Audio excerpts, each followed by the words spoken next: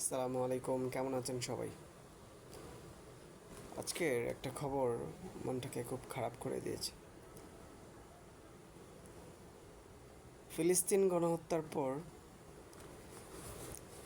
Israel America আরেকটা মুসলিম দেশ আক্রমণ করতে যাচ্ছে। এটা হচ্ছে লেবানন। আকাশনৌ স্থল অভিযানের প্রস্তুতি নিচ্ছে। তো গতকাল হেফাজতের একটা সমাবেশ গেছে ঢাকায়।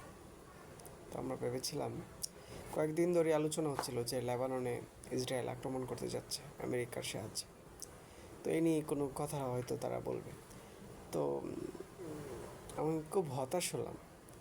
দেখলাম যে লেবানন যে আক্রমণ করতে যাচ্ছে, ইসরায়েল যে প্রস্তুতি নিচ্ছে, এটা কয়েকদিন ধরেই আলোচনা চলতেছিল। তারা এই বিষয়ে কোনো কথা বলেনি।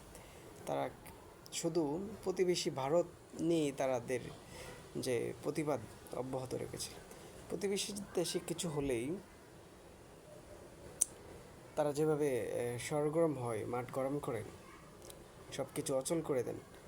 কেন ফিলিস্তিন এবং লেবাননে যে গণহত্যা চালাচ্ছে আমেরিকা ইসরায়েল, সেই বিষয়ে তাদের কোনো টু শব্দটি নেই কেন? সেটা কি আমাদের প্রধান উপদেষ্টা ডক্টর ইউনূসের বন্ধুদের দেশ, এজন্যই কি তাকে ছাড় দেওয়া হচ্ছে নাকি? আমার তো সন্দেহ হচ্ছে যে ইউনূসের সাথে হয়তো তাদের খাতির কমে যাবে এখন যদি আমেরিকা ইসরায়েল নিয়ে কথা বলা হয়। এই জন্যই তারা ছাড় দিচ্ছেন, আপোষ করতেছেন। তাহলে হুজুরাও আসলে আপোষ করে, এটা সিফ বন্ডামি যে তারা প্রতিবেশী দেশ ভারতকে নিয়ে যতটা তারা সরব থাকে, আমেরিকা এবং ইসরায়েল নিয়ে ততটাই নীরব তারা। এর কারণটা খুবই রহস্যজনক আসলে। তারা আসলে কি চায়? তারা যদি সত্যি সত্যি ইসলাম এবং ইসলামের প্রতিনিধি হয়ে থাকে, তাহলে তো তারা লেবাননে যে গণহত্যা শুরু করতে যাচ্ছে ইসরায়েল আমেরিকা, এ বিষয়ে সোচ্চার হওয়া উচিত। কেন হচ্ছে না তারা?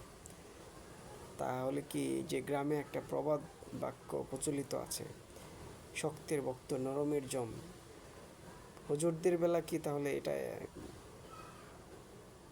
মানে হুবহুব মিলে যাচ্ছে? আমার তো তাই মনে হচ্ছে। তা না হলে একটা মুসলিম দেশে যুদ্ধ চলতেছে, আর একটা দেশ আক্রমণ করতে যাচ্ছে, সেই একই শক্তি আমেরিকা ইসরায়েল, তারা কোনো কথা বলছে না। অথচ আমরা গত কয়েকদিন আগেও, গত সপ্তাহ, কার কাঁধে কে হাত রেখেছে এটা নিয়ে সোচ্চার ছিলাম, খুবই আনন্দিত আমরা।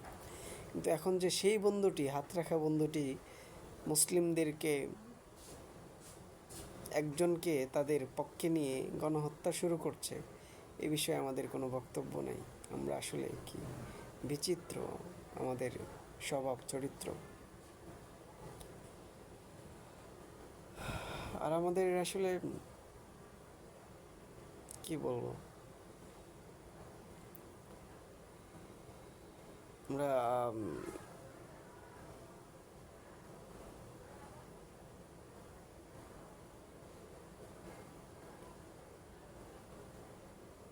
ভালো থাকবেন সবাই। জয় বাংলা, জয় বঙ্গবন্ধু।